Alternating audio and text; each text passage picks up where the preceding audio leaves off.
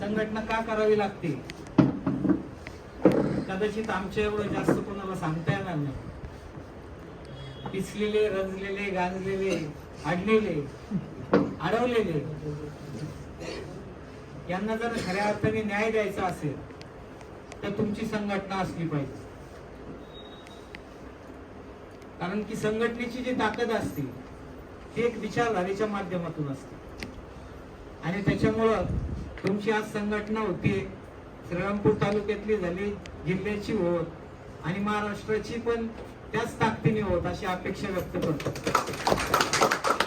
आजच्या या छोट्या खाणी आपल्या असलेल्या कार्यक्रमात श्रीरामपूर तालुक्याचे खऱ्या अर्थाने पंचायत राज मध्ये गेल्या 30 वर्षापासून सातत्याने काम करत असलेले माझे मित्र, विचारधारेच्या माध्यमातून सातत्याने संपर्कात असलेले, कदाचित ते मी म्हणेन चुकीच्या ठिकाणी बसलेले परंतु माझे अतिशय जवळचे मित्र शरदराव आज आपल्या कार्यक्रमाला जाणून उपस्थित राहिले, त्यांचे मी आभार व्यक्त करतो. कागज साठे सर जे अशोक सहकारी साखर कारखान्याचे माजी संचालक आहेत, माझे गुरुवर्य असल्यासारखे आहेत. या विचारधारेच्या माध्यमातून आम्ही काम करतो. जो विचार माझ्यासारख्या एका वकिलाला ज्या महात्म्याने दिला त्या महात्म्याच्या विचारावर काम करणारे असे आमचे साठे सर आणि त्याच्यामुळे माझे आणि त्यांचे विचार इतक्या लवकर जुळून आले की फार कमी काळामध्ये आम्ही खूप जवळ गेलो आणि फक्त एकच ध्यास की आंबेडकरी विचार जे या भारताला मी म्हणेल की तारून ठेवलंय, एकवटून ठेवलंय, एका ठिकाणी ठेवलंय, असे ताकदीचे विचार देणारे महामानव डॉक्टर बाबासाहेब आंबेडकरांच्या विचाराने आम्ही प्रेरित आहोत. त्यांच्या विचारधारेच्या माध्यमातून आम्ही काम करतोय. उच्च न्यायालयात काम करत असताना संविधान माझ्या दृष्टीने दिव्य समजतो. वकील म्हणून सुद्धा माझ्या आयुष्यात जे काही बदल घडले, जे काही मला आयुष्यात मिळालं ते केवळ त्या संविधानाच्या माध्यमातून मिळालं. त्याच्यामुळं साठे सरांचे माझे फार जवळीक असे संबंध निर्माण झाले. आमचे संभाजी ब्रिगेडचे माझे मित्र शिवाजीराजे पवार सातत्याने संघटनेच्या बाजूने कायम उभे असतात. त्याच्यामुळं ते सुद्धा आज इथे उपस्थित आहे. प्रवीण भाऊ फडगडे, प्रवीण भाऊचं खास वैशिष्ट्य असं आहे की राजकारणात त्यांचा हातखंडा आहे, परंतु ज्या वेळेस माझ्यासारख्या माणसाला सामाजिक दृष्ट्या काम करत असताना गरज पडली तर या माणसाने भूमिका अगदी प्रामाणिकपणाची ठेवली आणि अगदी ताकदीने ज्या वेळेस गरज पडेल त्या वेळेस उभा राहण्याची त्यांची भूमिका माझ्या मागे आहे. त्याच्यामुळे असे आमचे प्रवीण भाऊ. प्रतापराव पठारे आहेत. प्रतापरावचं सांगायचं जे वहिनी इथं असल्यावर बाकी सांगायची खरं गरज नाही, कारण एवढं चांगलं प्लॅटफॉर्म निर्माण करून दिला, त्या एवढ्या चांगल्या पद्धतीने काम करतात. आमच्या ताई सुद्धा मी आता म्हणजे पहिल्यांदा मी पाहतो इतकं सुंदर भाषण बोलतात आणि खरं महिलांना जे काही आपल्या संविधानामध्ये अधिकार दिलेत मला असं वाटतं की खऱ्या अर्थाने आता त्याचा उपयोग होतोय असं आता जाणीव व्हायला लागलेली आहे. गोकुळ भाऊ बनसोडे असतील, शीतल ताई पटावे असतील, छाया ताई बर्डे असतील, ज्ञानदेव सरचे पुढं छोट्या गावात लोकसंख्या नाही, तुमच्या गावात खूप मोठी लोकसंख्या आहे, परंतु तिथं काम करत असताना 5 वर्ष ज्या माणसाला आंबेडकरांनी एक ताकद दिली की तुला 5 वर्ष जाऊन समाजाची सेवा करायची, तिथं त्या माणसाला गेल्यानंतर मला कायदाच असा कधी कधी वाटतं की कोणत्या दृष्टीने कायदे बनवले गेले की ज्याच्यातनं तो उद्देश जो होता संविधानाचा तो साध्य होत नाहीये. जे सरकारी म्हणजे राज्य सरकारचे कायदे आहेत ते इतक्या काही चुकीच्या पद्धतीने त्याच्यात मांडणी केली गेली आहे की त्याच्यामुळं प्रचंड अडचणी या ग्रामव्यवस्थेमध्ये येत आहे. शरद भाऊ तुम्हाला सांगतो की प्रॉब्लेम असा आहे की तुम्हाला ग्रामपंचायतीमध्ये काम करत असताना तुम्हाला डिस्क्वालिफिकेशन का पाहिजे? हा, भ्रष्टाचार केला 100% करायला पाहिजे, काहीच विषय नाही. ज्या माणसाने त्याच्या अधिकाराचा दुरुपयोग केला 100% त्याला करायला पाहिजे, काय अडचण. अहो कधीचा तरी 50 वर्ष 60 वर्ष पूर्वी झालेला एखादा रस्ता असेल, गावातलं गावठाणाचं एखादं घर असेल की ज्या घरामध्ये तो माणूस आज सरपंच झाला पण त्याचे मायबाप त्याचे आजोबा तिकडे राहतात, आणि तुम्हाला आज सुचतं की तो अतिक्रमणामध्ये राहतो आणि तुम्ही ती कार्यवाही चालू करता आणि त्याला डिस्क्वालिफाय करता. जो माणूस आता तर तुम्ही लोकनियुक्त आहे, लोकनियुक्त होऊन आलेला सरपंच अशा पद्धतीने काढला जातो की त्याला काहीच अर्थ नाही. म्हणजे त्या सिस्टीमला काहीच अर्थ नाही. त्या माणसाला ज्या ताकदीने तिथं पाठवलेलं आहे, ज्या लोकांनी त्यांच्या कामासाठी पाठवलेलं आहे, कुणीतरी असा माणूस येतो काहीतरी अर्ज करतो आणि राजकीय म्हणजे मी हे समजू शकतो की बुवा एखाद्या माणसाला अडचण झाली, माझ्या शेजारीच प्रॉब्लेम झाला, माझ्या शेजारच्या रानात घुसलाय, सरकारी रानात घुसलाय किंवा रस्ता अडून ठेवलाय, समजू शकतो. पण केवळ राजकीय दृष्ट्या तुम्ही जर तिथं त्याला हरवू शकला नाहीत तर तुम्ही कायद्याचा आधार घेऊन त्या माणसाला जर संपवणार असाल तर असा कायदा हा अतिशय चुकीचा आहे. अशा कायद्याला माझा प्रखर विरोध आहे आणि त्याच्यामुळे सातत्याने सागर सारख्या माणसा फार म्हणजे तुमच्या कलेक्टर ऑफिस पासून तर सुप्रीम कोर्टापर्यंत त्याच्या पूर्ण ताकदीने त्याच्या मागे उभं राहण्याचं कारण फक्त एकच होतं की जो माणूसला निवडून आलेला आहे, ज्याच्या धमक आहे आणि ज्याला काम करण्याची क्षमता आहे, त्या माणसाच्या मागे उभं राहणं मी माझं कर्तव्य समजतो. त्याच्यामुळे सागरच्या मागे मी खंबीरपणे उभं राहिलोय. आमच्या जयश्रीताई अवतडे असतील, शिवाजीराजे वरगडे असतील, संघटनेने भूमिका घेतली की आपल्याला निवडणुका करायच्या आहेत. कारण निवडणुका केल्याशिवाय जी माणसं, मला असं वाटतं की आता जरी राजकीय प्लॅटफॉर्म नसला तरी व्यवस्था फार वाईट झालेली आहे. कुणाला कुणाचं पडलेलं नाहीये. आमदार साहेब असतील, मंत्री असतील, पालकमंत्री असतील, कोणी असतील, तर प्रत्येकाला एक अशी धावपळ लागलेली माग की काही करून सत्ता टिकवायची, सत्तेत यायचंय, सत्तेच्या माध्यमातून स्वाहाकार करायचा आहे. आणि ह्या भूमिकेला छेद देण्यासाठी म्हणून शेतकरी संघटनेने निवडणुकीच्या याच्यात रिंगणात येण्याचं ठरवलेलं आहे. ग्राम व्यवस्था हा प्रकार म्हणजे मी म्हणतो भारताच्या अर्थव्यवस्थेचा, समाज व्यवस्थेचा कणा आहे की ग्रामीण भागामध्ये जर सक्षमीकरण नसेल, ग्रामीण भाग जर सक्षम झाला नाही तर हा देश सक्षम होऊ शकत नाही. हा देश काही अंबानीने घडवलेला नाहीये, हा देश काही कोणत्या व्यापाऱ्यांनी घडवलेला नाही. हा देश घडवलेला शेतकऱ्यांनी, हा देश उभा केलाय शेतकऱ्यांनी. आणि त्याच्यामुळे जी व्यवस्था या ग्रामीण भागामध्ये आहे आणि त्या व्यवस्थेचा गाडा हाकण्याचं काम जी मंडळी करताय त्यांच्यावर खूप मोठं दायित्व आहे. गांधीजींनी ज्यावेळेस ही कल्पना आणली, पंचायत राज असेल किंवा ग्राम सुरक्षा, ग्राम व्यवस्था असेल, तर याचा खास उद्देश असा होता की माझ्या ग्रामीण भागातली माणसं तिथल्या तिथं त्यांना सगळ्या सुखसोयी उपलब्ध झाल्या पाहिजे. संविधानिक जे अधिकार त्यांना बाबासाहेब आंबेडकरांनी दिलेत ते त्यांना त्यांच्या गावात मिळाले पाहिजेत. आणि त्या माध्यमातून सक्षमीकरण करण्यासाठी म्हणून एक ग्राम कार्यालय, आपण त्याला म्हणतो सचिवालय, की मला ज्याच्यात प्रामुख्याने सांगावं वाटतं की मंत्रालयात बसून जी माणसं निर्णय घेतात त्याच्यापेक्षाही मोठं काम हे ग्रामपंचायतीच्या माध्यमातून होतं. कारण की जर ग्रामपंचायत चांगली चालली नाही, ग्रामव्यवस्था जर चांगली टिकली नाही तर मला वाटत नाही कोणतं राज्य पूर्ण क्षमतेने चालू शकेल. त्याच्यामुळं तुम्ही जी लोक काम करताय तुमच्यावर खूप मोठं दायित्व या कायद्याने पण ठेवलेलं आहे, सामाजिक दृष्ट्या पण ठेवलेलं आहे. त्याच्यामुळे भ्रष्टाचार हा विषय आता काही नवीन राहिलेला नाही. आता ताई म्हटल्या ही कीड आहे आणि ती तुम्ही मी काय घालू शकत नाही. परंतु मी निश्चितपणाने एक मात्र सांगेल की या सगळ्या व्यवस्थेमध्ये जर तुमची भूमिका मात्र प्रामाणिक असेल, तुमची भूमिका जर न्याय द्यायची असेल, तुमची भूमिका तुमच्या पदाला न्याय देण्याची असेल तर 100% कोणतीही व्यवस्था, कितीही मोठा पुढारी असू द्या, कोणताही तुमचा पालकमंत्री असू द्या, नाही तर मुख्यमंत्री असू द्या, तुम्हाला कुणीही आडवं येऊ शकत नाही. ही माझी धारणा आहे. फक्त काय असतं, काम करून घेण्याची पद्धत असते. आता आपल्याकडे विखे पाटील साहेब पालकमंत्री, मला वाटत नाही की त्या माणसाने जाणीवपूर्वक असं काही, हा गावात तुमच्याकडे आता लय लफडे झालेले, आम्हाला वाईट वाटतं शरदराव, तुम्ही काही लोकांना समजून सांगावं. काही लोकांना तुम्ही सांगायला पाहिजे की बाबा त्या साहेबाचं नाव खराब व्हायला लागलं, तू कशाला उद्योग करतो आहे का नाही? साहेबाचं नाव जपण्याची जबाबदारी तुमच्यावर आहे. तुम्ही सांगायला पाहिजे माझ्या तालुक्यात नाही की असे उद्योग करू नका, आमच्या साहेबाचं नाव तिकडे खराब व्हायला लागलं. आता आमच्यासारखी माणसं धाडवी येणारच आहे. आम्हाला मदत तर शेवटच्या माणसाला करायची. मग साहेब जरी मध्ये आले तर आम्ही येतो झाडू. त्याच्यामुळं असं काही होऊ देऊ नका. ह्या व्यवस्थेला जर आपल्याला पूर्ण ताकदीने न्यायचं असेल तर गावातले जे राजकारण करणारी माणसं आहेत त्यांनी त्यांच्या बुद्ध्या सुद्धा शाबूत ठेवायला पाहिजे. काय होतंय, बऱ्याच वेळा मी पाहतो निवडणूक आहे, निवडणुकीचे जे काही 15 दिवस 3 आठवडे असतील त्याच्यामध्ये तुम्ही विरोध म्हणून समजू नका. तुमच्या विचारधारेच्या माध्यमातून निवडणुकीला सामोरं जा. हरलात तुम्ही, तुमचे विचार नाही पटत आहे लोकांना, संपला विषय. आता मला मी अशोक केला त्यावेळेस मी नव्हतो उमेदवार, पण मी मार्केट कमिटी केली. मला लोकांनी नाही म्हटलं आतमध्ये यायचं. मी म्हटलं चांगली गोष्ट आहे, पण मी माझ्या विचाराने काम करत राहणार.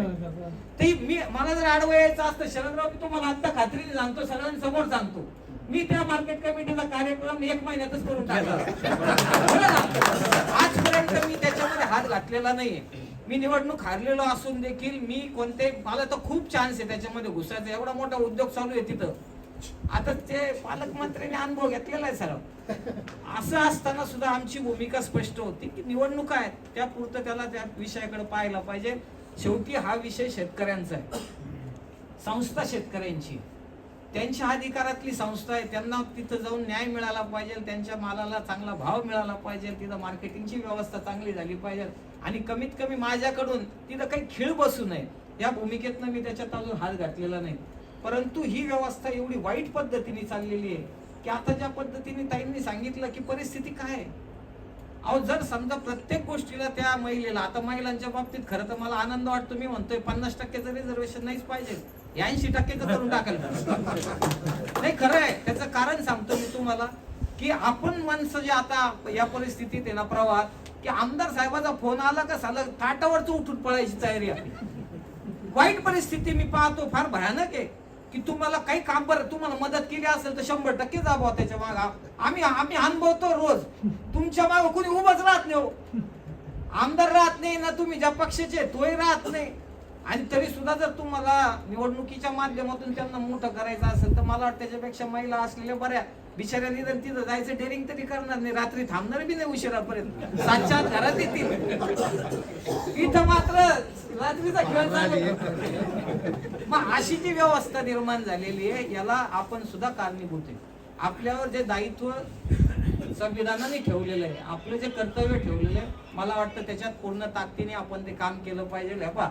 गाव जर सुरक्षित राहिलं, गाव जर चांगलं राहिलं, गावचं आरोग्य चांगलं राहिलं तर देशाचं आरोग्य चांगले राहिल्याशिवाय होणार नाही. त्याच्यामुळं मला असं वाटतं की ग्रामपंचायतीच्या माध्यमातून आता शरदरावांनी सांगितलं की 3 टायर सिस्टीम आहे, म्हणजे जिल्हा परिषद आहे, पंचायत समिती आहे आणि नंतर ग्रामपंचायत आहे.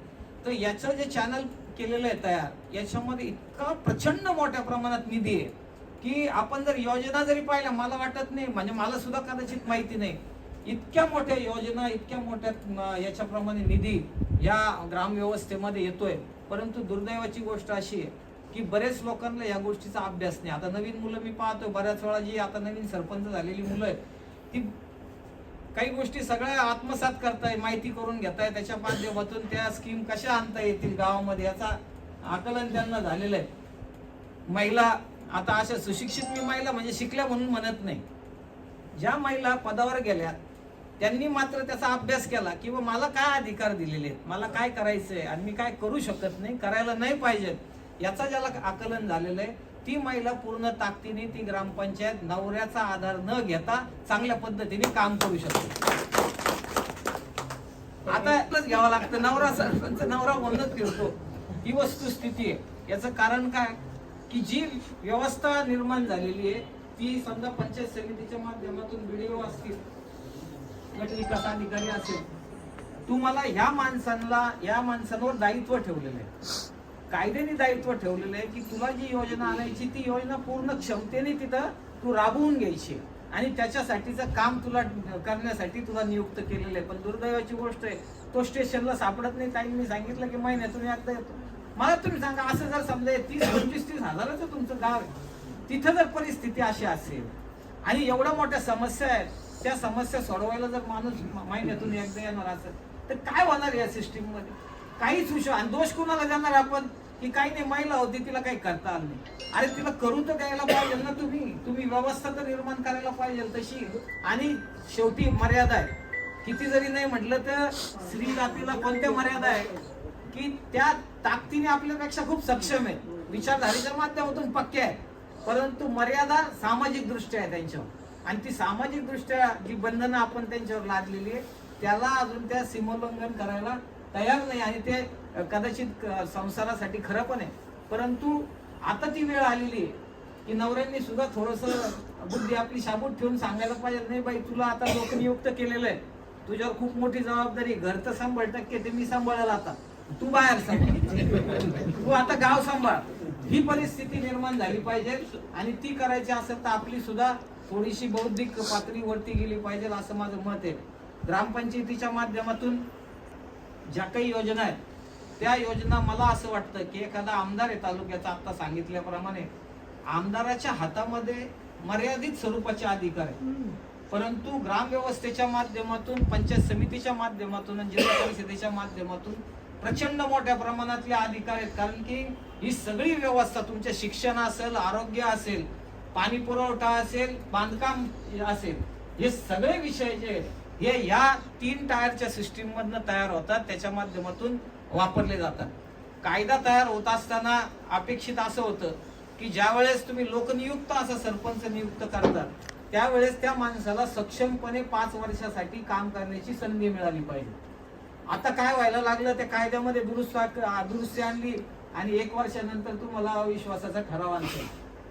राजकारण आहे आणि आपल्याला ती कीड लागलेली, म्हणजे तो त्या बॅनरवर निवडून आला का नाही हे सुद्धा मला जरा संशयास्पद वाटतं मला. आणि मी आता तुम्हाला खास करून सांगेल की तुम्ही आता होऊ घातलेल्या निवडणुकीमध्ये जर तुम्ही कोणत्या राजकीय पक्षाच्या माध्यमातून निवडणूक करणार असाल तर कृपया त्यांना सांगा की आम्हाला ते चिन्ह द्या, आम्हाला पक्षाचा निधी द्या, आम्हाला त्या पक्षाची विचारधारा द्या, तेव्हा आम्ही तुमच्या मागे उभा राहू. नसता आम्ही तुमच्या मागे उभा राहणार नाही. तर आमच्या गावागावांमध्ये प्रॉब्लेम आला, कारण ताई आले शिवसेनेचे समजा आणि इकडे सगळे बाकीचे आले, सगळे कुठं काँग्रेस राष्ट्रवादीचे, तर मग त्या महिलेला स्वाभाविक आहे तुम्ही 1 वर्षाच्या आत तिला बाहेर पाठवण्याची तुमची भूमिका असणार. कितीही चांगलं काम करणारी महिला असली तरी तुमची भूमिका अशी असणार आहे की आता हिला 1 वर्षानंतर काढायचं आपला सरपंच. अरे आपला सरपंच म्हणजे कोण आहे?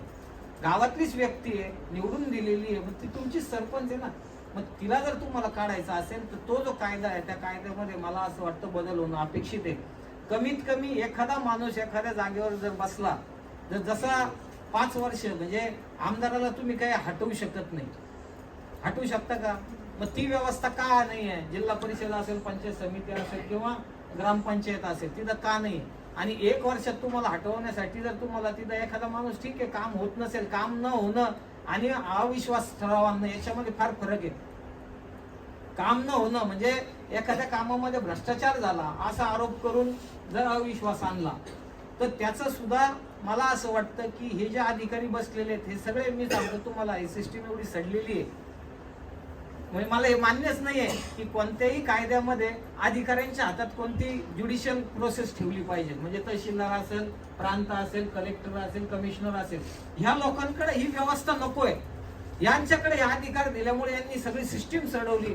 कुणाचा तरी फोन आला की हे निकाल देतात, काहीतरी बदल करायचा, कागद बदलणं, फोन करून, आता सागरने अनुभवलेलं आहे सगळ्या गोष्टी. मग या सगळ्या प्रक्रियेमध्ये मला असं वाटतं की ही व्यवस्था न्यायदेवतेकडे असली पाहिजे. तालुक्याची जे न्याय कोर्ट आहेत त्यांच्याकडे या गोष्टी असल्या पाहिजे. याच्यासाठी हा कायदा सक्षमपणे दुरुस्त होणं गरजेचं आहे. पहिली तयार करून ठेवलेली आहे की राजकारण हे एकच उद्दिष्ट डोक्यात ठेवलेलं आहे, म्हणजे ज्या लोकांनी हा समाज घडवला, ज्या लोकांनी संविधान आणलं, ज्या लोकांनी आपलं आयुष्य वेचलं, त्या लोकांच्या उद्देशाला तिलांजली देण्याचं काम या कायद्यांच्या माध्यमातून होतंय. त्याच्यामुळे पूर्ण ताकदीने ही मंडळी काम करू शकत नाही. त्याच्यामुळे कायद्यामध्ये संशोधन होणं गरजेचं आहे. कमीत कमी एवढं तरी करावं की कमीत कमी 2.5 वर्ष किंवा 3 वर्ष त्या व्यक्तीवर तुम्हाला अविश्वास आणता कामा नये अशा स्वरूपाचा कायदा असला पाहिजे. आता त्याच्यामध्ये जे ठराव केले जातात त्या ठरावाची जी काही कारण, एखादं काम आणायचं असेल तर त्या काम करण्याची जी प्रक्रिया आहे ती प्रक्रिया मला वाटतं जर पंचायत समितीमध्ये एखादा दुसरा गटाचा सभापती असेल तर प्रचंड अडचणी निर्माण होतात. आता समजा तुमच्याच गोंदवणी गावाचं आपण उदाहरण घेतलं तर तिथं मला वाटतं तुमचं याच्यासाठी जागाच नाही. जागा आहे पण गावठाण भेटलं नाही. गावठाणच नाही. म्हणजे गावठाणासाठी जागा जर द्यायचं काम आहे तर कुणाचं आहे गावठाणासाठी जागा द्यायचं काम? का उगा फक्त तिथं परगडे आहेत म्हणून द्यायचं नाही? ही कोणती मानसिकता आहे? तुम्ही आज मी विखे पाटलांना विनंती करणार आहे या बाबतीत, शरदराव तुम्ही आहात तिथलं, मला असं वाटतं की तिथं महामंडळाची जागा बाजूला पडलेली आहे. तुम्ही ती जागा एक 5 एकर जागा जर ग्रामपंचायतीला दिली तर कदाचित जे गोरगरीब लोक आहेत त्यांना तिथं निवासाची व्यवस्था करता येईल. परंतु स्कीमच इम्प्लिमेंट करायला जागा नसेल तर तुमच्या स्कीमचा काय उपयोग आहे? त्याच्यामुळं मी एक मॅटर केलं होतं एकलेअरेचं. एकलेअरेमध्ये काय 5 गुंठे जागा लागत होती. 5 गुंठे कशासाठी? वॉटर स्कीमसाठी. जहागीरदार आपले पत्रकार आहेत त्यांच्या माध्यमातून मी एक याचिका आणली होती की ते प्रकरण कितीतरी दिवस इथं पंचायत समितीमध्ये रेंगळलं, त्याच्यानंतर जिल्हा परिषदेमध्ये पडून राहिलं. आम्हाला उच्च न्यायालयात याचिका करावी लागली की आम्हाला पिण्याच्या पाण्यासाठी महामंडळाची जागा तिथं अस्तित्वात आहे, दुसरी जागा अस्तित्वात नाही. त्याच्यामुळं डायरेक्शन द्या जिल्हा परिषदेला की तो प्रकरणाचा प्रस्तावाचा निकाल लवकर काढा म्हणून उच्च न्यायालयाला निकाल द्यावा लागेल. मग अशी परिस्थिती जर असेल, राजकारण कुठं करावं हेच आता आपल्याला कळत नसेल तर मला असं वाटतं की तुम्ही स्वतःनी आता जागे व्हायला पाहिजे. आमच्यासारखी माणसं पण आता राजकारणात आहे, त्याच्यामुळे तुमच्या लक्षात यायला पाहिजे की आता आपण कोणाच्या मागे थांबलं पाहिजे. विचारधारेच्या माध्यमातून जी माणसं समाजामध्ये काम करतायत कदाचित तुमच्या माध्यमातून त्या विचाराला धार मिळू शकते. तुमचा पण उद्देश तोच आहे. आम्ही शेतकरी संघटनेचं काम करतो म्हणजे काय करतो? तुम्ही कोण करता? तुम्ही काय करता? तुम्ही सुद्धा शेतकरी. आपा तुम्ही पंचायत राजमध्ये काम करणारी माणसे आमच्याशिवाय पान सुद्धा हलू शकत नाही. आमच्या अडचणी सोडवण्यासाठीच तुम्ही तिथं आहात. त्याच्यामुळे मला असं वाटतं की शेतकरी संघटनेचं तुमचं फार जवळचं नातं आहे. याच्यापेक्षा जवळचं नातं कोणत्या पक्षाचं असू शकत नाही अशी माझी धारणा आहे. त्याच्यामुळं भविष्यात राजकारणाच्या माध्यमातून देखील जर आणि विचारधारेच्या म्हणजे राजकारण याच्यासाठी करायचंय की 80% समाजकारण आहे, 20% राजकारण आहे. त्याच्या माध्यमातून तुम्ही आम्हाला साथ दिली तर कदाचित मला असं वाटतं मी जे स्वप्न पाहतोय, मी जे पाहतोय, मला ज्या दिशेने माझा शेतकरी न्यायचा आहे त्या दिशेने मला जर नेता आलं तर तुमच्या सगळ्यांचे मी खूप आभारी राहील. आणि आयुष्यात एक विषय असा आहे की सामाजिक दृष्ट्या आता ताई तुम्ही सगळेजण काम करताय. मला असं वाटतं की तुम्ही ज्यावेळेस ग्रामीण भागामध्ये काम करता आमच्या दृष्टीने तुम्ही सगळ्यात म्हणजे आम्हाला आमदार खासदार मंत्री आम्हाला काही प्रेम नाही, खरं सांगतो तुम्हाला. आणि मला काही कधी वाटलं का, जाणवलं का कुणाला? मला काही वाटतही नाही त्या गोष्टीचं. आणि मी त्यांना त्या क्षमतेपुरतं, आता समजा एखादा माणूस चांगलं काम करतोय तो माझा विरोधक असेल, विचारधारेने विरोधक असेल, विरोधक म्हणजे काहीतरी जमिनीचं रेटारेटीचा विषय नाही, पण विचारधारेच्या माध्यमातून जरी विरोधक असेल आणि तो जर सामाजिक दृष्ट्या काम करत असेल तर मी त्याला कधी पण स्वीकारतो. आताचं ताजं उदाहरण आकारी पडीच्या माध्यमातून मला विखे पाटील साहेबांनी मदत केली. मी त्यांना या विषयात कधीच विरोध केला नाही. 4 ठिकाणी जाऊन त्यांचं नाव घेतलं. ही आमची मानसिकता आहे, आमची विचार. उद्या सकाळी विखे पाटील आमच्या राजकीय दृष्ट्या विरोधात असू शकतील, परंतु सामाजिक दृष्ट्या ज्यावेळेस त्यांनी काम करण्याची भूमिका घेतली मी त्यांच्या मागे उभं राहण्याचं माझं दायित्व आहे, माझं कर्तव्य आहे, ते मी पार पडतोय.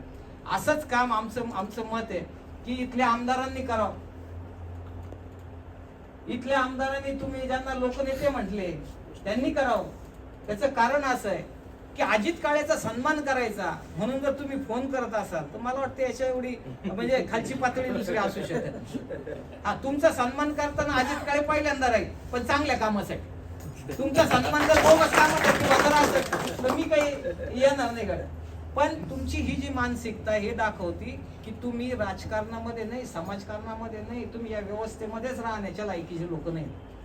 तुम्ही जर अशा पद्धतीने लोकांना फोन करता, अरे काय माझ्याकडे काय, मला तुम्ही अजून मोठं करायला लागले विरोध करून, म्हणजे खरं का हो शरदराव, आनंद मानायला पाहिजे ना आपण. तुम्ही उभं नाराज आहे, काय नाराज व्हायचा? आपल्याला आनंद आहे की याचा अर्थ आपली नोंद घ्यायला समाज तयार झालेला आहे, समाजाच्या लक्षात आलेलं आहे की कुठंतरी आता आपल्याला जड जाऊ शकतं. आणि त्याच्यामुळं तुम्हाला मला आता तुमचे माझे पंख छाटण्याचं काम आता चालू द्या. आता शरदरावांनी सांगितलं मग अशी की पेपरला बातमी आली की समजायचं काम चांगलं चालू आहे. त्याच्यामुळे आपण समजायचं की आपलं काम खूप चांगलं चालू आहे. त्याच्यामुळे या गोष्टी होत राहतील. मित्रांनो, आपण सगळेजण एक कुटुंब म्हणून आहोत. मला असं वाटतं की तुमच्या घरातली अडचणी माझी अडचण आहे, माझी अडचण माझ्या घरातली अडचणी तुमची असायला पाहिजे, तरच आपण पूर्ण क्षमतेने पुढे जाऊ शकतो. जर हे करायचं असेल तर थोडंसं राजकारण बाजूला ठेवा, कारण मी ज्या व्यवस्थेमध्ये सध्या फिरतोय ग्रामीण भागामध्ये, मला वाईट याचं वाटतं की निवडणुका हे आपल्या आयुष्यातलं टार्गेट झालेलं आहे. आपली काही माणसं फक्त आणि फक्त त्यांच्या 24 तास डोक्यात हे राजकारण, निवडणुका आणि तुला कसा अडवतो, तुझी कशी जिरवतो याच्या माध्यमातून चाललेलं आहे. मला वाटत नाही हा माणूस मोठा होऊ शकतो. अशा विचारधारेतनं काम करणारी माणसं मोठी होऊ शकत नाही, ही माझी ठाम धारणा आहे. त्याच्यामुळे जो माणूस सामाजिक दृष्ट्या त्याला जर समाजाने स्वीकारलेलं आहे, त्याच्यावर काही जबाबदारी टाकलेली आहे, तर मला वाटतं की एक पाऊल मागं ठेवावं. आंबेडकरांनी आपल्याला संधी दिलेली परत 5 वर्षानंतर निवडणुकीला सामोरं जाण्याची. त्याच्यामुळं 5 वर्ष थांबल्याने काहीच फरक पडत नाही. जर तुम्ही ही भूमिका मनात ठेवली तर मला असं वाटतं की पुढची निवडणूक मात्र तुम्हाला सुखकर होऊ शकते. नसता तुम्ही जर आता हे सागरला जसं केलं तर मी तुम्हाला खात्रीने सांगतो पुढच्या वेळेस सागर मोठ्या ताकदीने निवडून येईल. ही परिस्थिती आहे. कारण की ज्याला जास्त विरोध होतो तो माणूस जास्त पुढे जातो, ही माझी धारणा आहे. आता आपल्याला विरोध व्हायला सुरुवात झाली शरदराव, आपण आता खूप पुढे जाणार आहे. त्याच्यामुळं आज सगळ्या तुमच्या श्रीरामपूर तालुक्यातल्या सगळ्या सरपंचांनी आणि खास करून माझ्याशी निगडीत असलेला विषय असल्यामुळं तुम्ही सगळेजण माझ्या अतिशय जवळचे स्नेही आहात, माझ्या विचाराचे म्हणजे विचारबंधू आहोत आपण सगळे. आणि त्याच्यामुळं तुम्ही ज्या प्रवासामध्ये आहात, तुम्हाला कधीही कोणतीही गरज पडू द्या, संघटनात्मक जे काही विषय आहेत त्याच्यामध्ये मी कुठेही मागं पाहणार नाही. तुम्ही माझ्या बरोबर असाल, तुम्ही मुरकुटे साहेबाबरोबर असाल तरी मी तुम्हाला कुठं आडवं येणार नाही, ही मात्र मी ग्वाही देतो. विषय असा आहे की आपल्या सगळ्यांना एक काम करायचं आहे आणि ते काम म्हणजे आपला समाज म्हणजे मी काय कोणत्या जातीच्या बाबतीत मी जात हा विषय मी मानत नाही. आपण कोणत्या समाजामध्ये कोणत्या ठिकाणी राहतोय त्या समाजाला आपल्याला सक्षम करण्यासाठी आपल्या सगळ्यांना मिळून काम करायचंय. भविष्यात राजकीय दृष्ट्या मला संधी मिळेल, तुमच्या कृपेने मिळाली तर सोनच करत, त्याच्यात काही वाद नाही. परंतु संधी मिळो नाही तर न मिळो, मी माझं दायित्व पूर्ण करणार आहे. मी तुमच्या मागे खंबीरपणे उभा राहणार आहे. त्याच्यामुळे मी अपेक्षा करतो की तुम्ही सुद्धा पूर्ण ताकदीने माझ्या मागे उभा राहाल. माझ्या विचाराच्या माध्यमातून अजित काळे म्हणून नाही, परत एकदा सांगतो, तुम्हाला या जिल्ह्यासाठी, या माणसासाठी, या व्यक्तीसाठी, या समाजासाठी आपल्याला सगळ्यांना लढायचंय.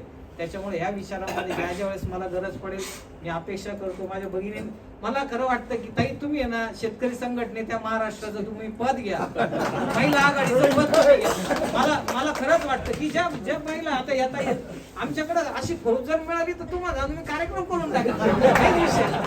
पण त्याच्यामुळं तुम्हाला मी या व्यासपीठाच्या माध्यमातून आवाहन करतो की तुम्ही 2 जणी 3 जणी आणि आमच्याकडे किती महिला आल्या ना, आगलं मोठं बळ आहे. कारण की ग्रामीण व्यवस्थेमध्ये तुमच्या हातूनच सगळं चालतंय. जसं तुम्ही संसार चालवता तसं तुम्ही ग्रामीण व्यवस्था तुमच्या माध्यमातून चालते. सध्या तर आमचे लोक सगळे, आता मी बोलत नाही भाषा काय करता दिवसभर, तुम्ही जरा आत्मपरीक्षण करा. पण ही परिस्थिती आहे. त्याच्यावर तुमच्यासारख्या भगिनी जर आमच्या शेतकरी संघटनेच्या मागं उभ्या राहिल्या तर मला खात्री आहे की महाराष्ट्रात बदल केल्याशिवाय आम्ही राहणार नाही. तुम्ही मला इथं बोलवलं, माझा सन्मान केला आणि जे काही माझ्या बाबतीत शरदराव सारखे, आता ही प्रेमाची माणसं आहे, यांना मी काही जरी केलं तरी चांगलंच वाटलं. पण सगळ्यांनी जे मला इथं प्रेम दिलं, मी सगळ्यांचा आभार व्यक्त करतो.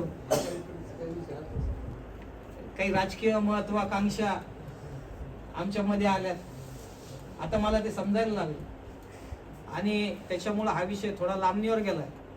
परंतु मला खात्री आहे आणि माझी कमिटमेंट असते, मी तुम्हाला सांगतो मला झोप येणार नाही. मी जोपर्यंत त्याचा काटा काढणार नाही तोपर्यंत मी झोपणार नाही. काटा पडलेला आहे डोक्यात, किती कोणी आडवं येऊ द्या, तुम्हाला खात्रीने सांगतो राईट कार्यक्रम करणं. फक्त आहे तुमची सगळ्यांची साथ मिळाली पाहिजे.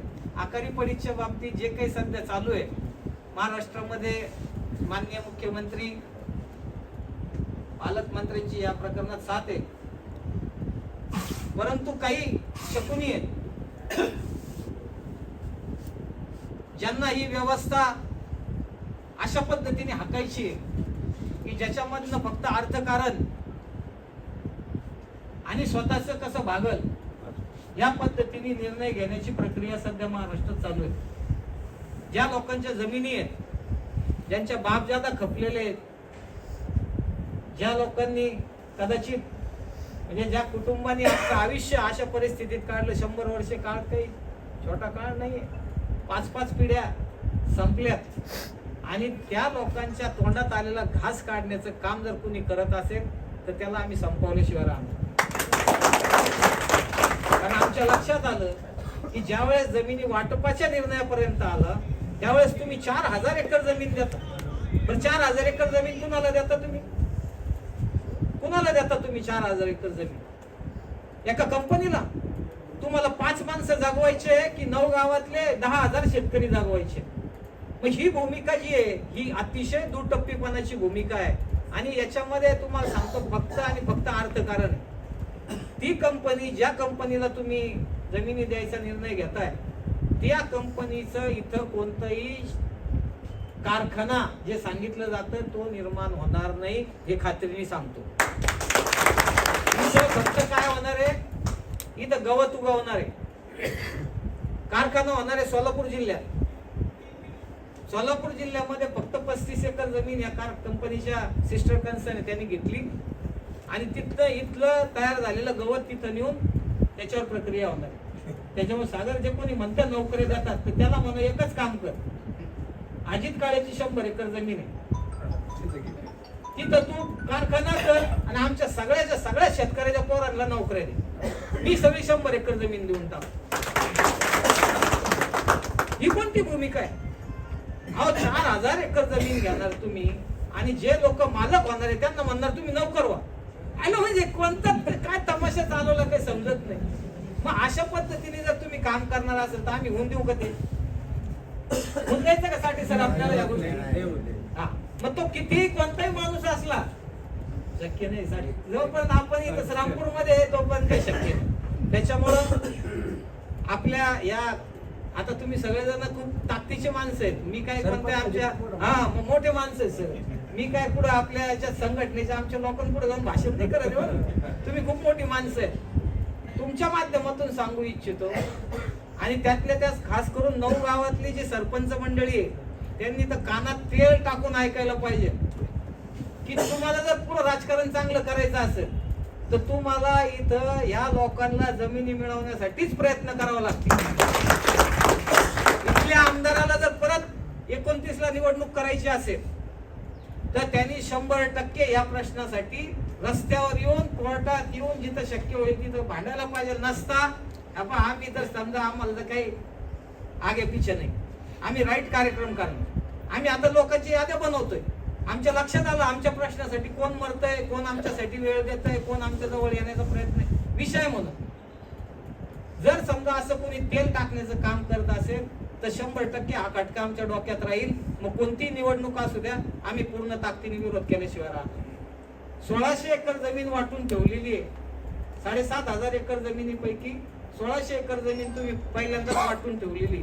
4000 एकर आता तुम्ही देताय. 37 एकर जमीन तुम्ही सार्वजनिक प्रयोजनासाठी दिली. मग आता आमच्या शेतकऱ्यांना राहिली किती जमीन? 900 एकर, 950 एकर. कुठं 7500 एकराचा आकडा आहे कुठं एवढी जमीन ठेवली? मग असं जर होणार असेल तर मला असं वाटतं मला असं वाटतं की या सगळ्या प्रक्रियेमध्ये तुमची साथ मला गरजेची आहे. खास करून तुमच्या भागामध्ये खूप लोक आहे बरं, खालच्या पट्ट्यातले लोक आहेत आणि तिकडच्या पट्ट्यातली इकडे पाहुणे रावळे. तुम्हाला जर पाहुणा सुधरवायचा तुमची इच्छा जर चांगली असेल ना तर तुम्ही मदत करणार. इकडची लोक त्या पाहुणे रावळ्याला मदत होऊ शकते तुमच्या माध्यमातून. त्याच्यामुळं या कार्यक्रमाचं औचित्य साधून तुम्हाला सगळ्यांना विनंती करतो की या विषयासाठी शेतकरी संघटनेला ताकद द्या. आणि शेवट जाता जाता एकच सांगतो की तो विषय फार महत्वाचा आहे. खरं तर आपण त्या विषयासाठी एकत्र आलो पण आपण मला असं वाटलं की वेळ कमी म्हणून मी आवरत घेत होतो, परंतु ते सांगितलं पाहिजे. त्याचं कारण असं आहे की गायरान जमिनीचा जो विषय माझ्या दृष्टीने ग्रामीण व्यवस्थेच्या दृष्टीने आणि ग्रामीण समाजाच्या दृष्टीने हा अतिशय महत्वाचा विषय की ज्याच्यामध्ये शासनाचं पूर्णपणे दुर्लक्ष आहे. ज्यावेळेस आमचे टाकळीबांचे शिंदे मित्र एक उपोषणाला बसले होते टाकळीबांमध्ये, त्यावेळेस बापू साहेबांनी ज्यावेळेस उपोषण केलं मला म्हणे साहेब एकदा भेट तर द्या, कोणी यायला तयार नाही. म्हटलं मी तर 100% येणार, कारण हा विषय ग्रामीण व्यवस्थेशी निगडीत आहे. मी जास्ती तिथे गेलो त्यांनी मला काही कागदपत्र दाखवलं. त्यावेळेस माझ्या असं लक्षात आलं की कोपरगाव तालुक्यातलं धोंडेवाडी हे गाव आहे की ज्या गावामध्ये पूर्णच्या पूर्ण गाव त्या गायरान जमिनीवर काही ते पूर्ण गाव पाडून टाकलं. आणि का पाडलं? पूर्ण गाव पूर्ण गाव साफ केलं. का केलं तर मुंबई उच्च न्यायालयाने एक निकाल दिला की गायरान जमिनीवर असलेली अतिक्रमण काढा. आपला अहिल्यानगरचा कलेक्टर एवढा तत्पर निघाला की त्यांनी तो विषय एवढा ताकदीने लावून ठेवला, कारण की तिथला विषय ज्यावेळेस मी याचा अभ्यास केला त्यावेळेस ती पण केस मी पाहिली, सगळा अभ्यास केला. तिथला आपल्यासारखाच ग्रामपंचायतीमध्ये हरलेला माणूस त्यांनी कंप्लेंट केली. बघा बरं का, तुम्हाला कदाचित माहिती असेल या गोष्टी. तर तुम्ही लक्षात घ्या, निवडणुका किती टोकाला जातात, कुणाचं आयुष्य बर्बाद करतात. तुम्ही लक्षात घ्या, विचार करत चला काही करताना. त्या माणसाने कंप्लेंट केली आणि ती कंप्लेंट त्यांनी शेवटपर्यंत उच्च न्यायालयापर्यंत मागं लागून त्यांनी पूर्ण करण्याचा कलेक्टरला निर्देश घेतले. मुंबई उच्च न्यायालयाचा जुना निकाल होता की अतिक्रमण काढायला पाहिजे गायरान. आता त्या कोर्ट आहे, मी 35 वर्ष तिथे काम करतो, जास्त काही त्यांच्याबद्दल वाकडं बोलत नाही. परंतु ज्या लोकांना ग्रामीण भाग काय, ग्रामीण भारत काय, ज्या माणसांना ग्राम व्यवस्था काय हे माहित नाही, त्याच्यामुळे असे चुकीचे निर्णय येतात, हे मी ठामपणे सांगू शकतो. मुंबई उच्च न्यायालयाने निकाल दिला की पुस्तकात लिहिलेलं आहे की गायरान जमिनीवर अतिक्रमण चालणार नाही, ते निष्कर्षित झालं पाहिजे. आता शेवट कोर्टाने पाहिले, 4 ओळी वाचल्या, गेला टोकून. अरे पण गाव पडलं ना, गाव पडलं. बरं गाव पाडताना तुम्ही हात विचार करा. म्हणजे मला हे काय पुढे रिजा असतात ना, मला आता आमदार साहेब तिथले कोणी बोलायचे नाही त्या विषयावर. परंतु प्रश्न असा आहे की तुमच्या भागातलं एक गाव पडतंय की ज्या गावामध्ये सरकारी योजना लागल्या गेल्या, तिथं समाज मंदिरं बांधली, रस्ते बांधले, गटारं तयार केली, घरकुलं केली, आणि तुम्ही ते धडाधड पाडताय. मग पाडा तुम्ही. मग पाडताना तुम्ही हा विचार केला का ह्याला सगळ्यांना परवानगी देणारा, शासकीय योजना आणणारे, लोकांचे पैसे वापरणारे, या सगळ्यांचा हिशोब कोण देणार?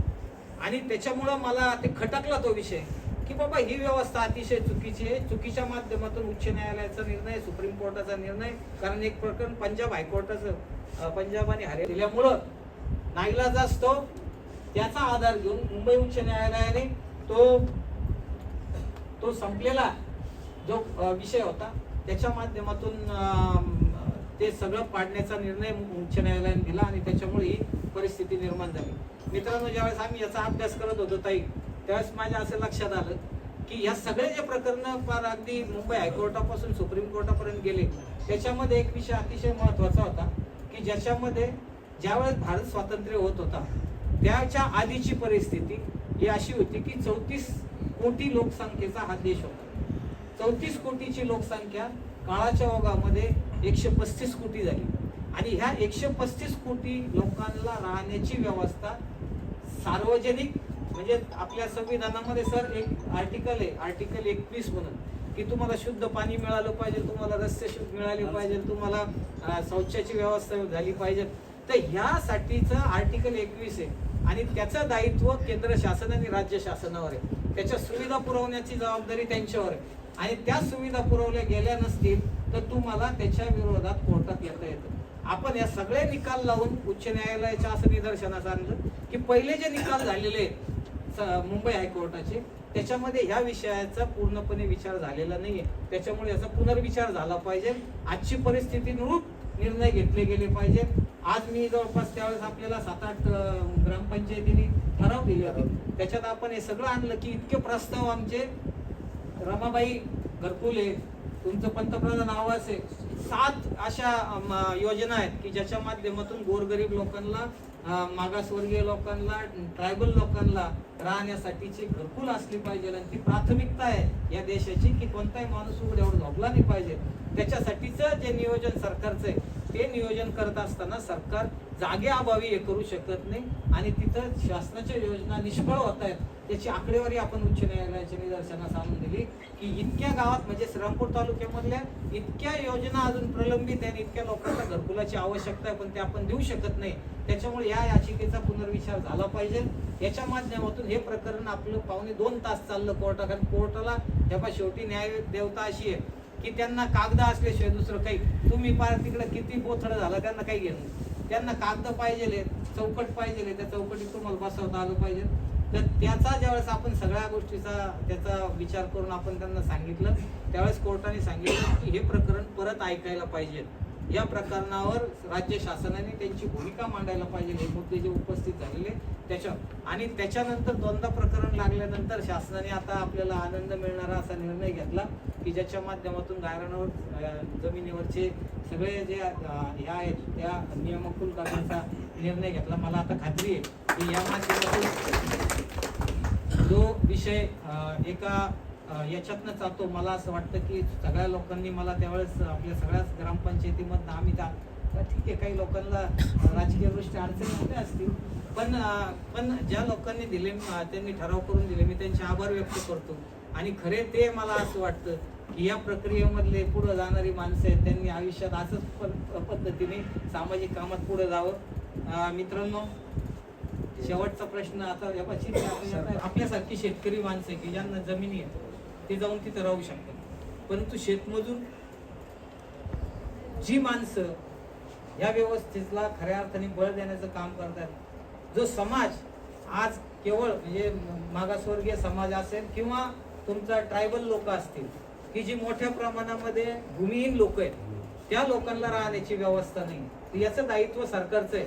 त्याच्यामुळं जो ठराव तुम्ही केला असेल किंवा जो प्रस्ताव पाठवला असेल, अशा कितीही ग्रामपंचायती असू द्या, फक्त तुम्ही असं विचार करू नका की ही ग्रामपंचायतीमध्ये काही लोक मुरकुटे साहेबाचे, काही विखे साहेबाचे, काही आमदार साहेब, मग मी म्हणतो ना तुम्ही तिथंच थांबला. कृपया लक्षात घ्या, मी तुमच्यासाठी उभा आहे, मला काहीच फरक पडणार नाही, तुम्ही माझ्याकडे या परत असंही म्हणणार नाही राजकारणाच्या माध्यमातून. पण जर तुम्हाला सामाजिक प्रश्न पुढे न्यायचा असेल, तुम्ही एक ठराव करून द्या, तुम्ही मला अधिकार द्यावा लागतील तुम्हाला, किंवा तुम्ही उच्च न्यायालयात ही केस मांडा. ते जर तुम्ही ठराव करून दिले तर मी तुम्हाला खात्री देतो तुमच्याकडनं स्टॅम्पचे सुद्धा पैसे घेणार नाही, बाकीचं तर जाऊ. परंतु आपण हा विषय मात्र 100% पुढे नेऊ. आणि मला खात्री आहे की आता पालकमंत्री ऐकते, साक्षीदार घेतो त्याच्यामुळे मला खात्री आहे की हा विषय आपल्याला पूर्ण ताकदीने नेता येईल आणि आपण 100% या जमिनी. आणि शासनाचं महामंडळाचं धोरण झालेलं आहे, आता आमच्या तर लय मोठं कंबर मोडलेलं आहे त्यांनी, पण महामंडळाने धोरण काय केलं की शहराच्या हद्दीपासून 5 किलोमीटरच्या हद्दीपर्यंतच्या जमिनी किंवा ज्या जमिनी येणे होणार आहे त्या जमिनी आम्ही वाटणार नाही. आता वाटणार नाही असं जर निर्णय घेतला तर आमच्या भावाला द्या, वाटणार नाही. तुम्ही असे बिल्डर लोक घालता का? मी पाहिले आता या बेलापूर सोडणार नाही मी ती बेलापूर जवळची एक जमीन त्यांनी आता काढलेली 10-12 एकर, तुम्हाला माहिती नाही तुमच्या तिकडे. तुम्ही असे धंदे नाही, इथं लोकांना राहायला जागा नाहीये आणि तुम्ही वाटू लागले जमिनी.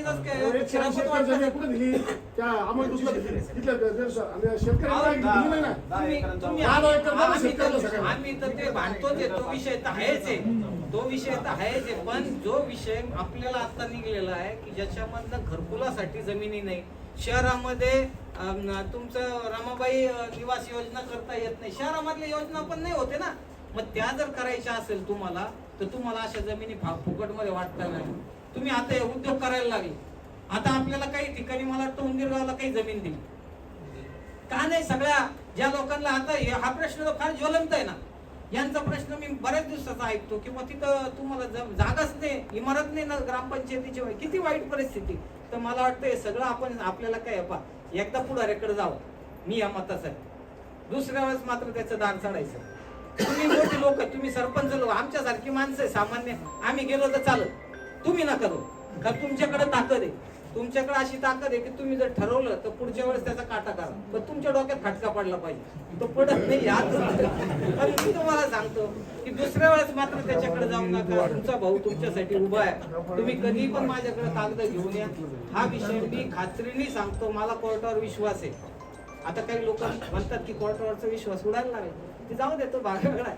परंतु आम्हाला खात्री आहे की हा विषय मी मात्र मार्गी लावून देतो. तुम्ही जेवढ्यांना शक्य होईल तेवढ्यांचं एक ठराव करून आणा. आपण हा सुद्धा विषय ज्याच्यामध्ये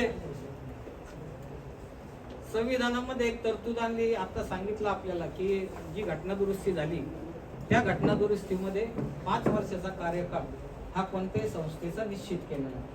5 वर्ष जर निवडणूक झाली नाही तर त्या ठिकाणी ऍडमिनिस्ट्रेटर आणणं हे कायद्याने बंधनकारक झालेलं आहे.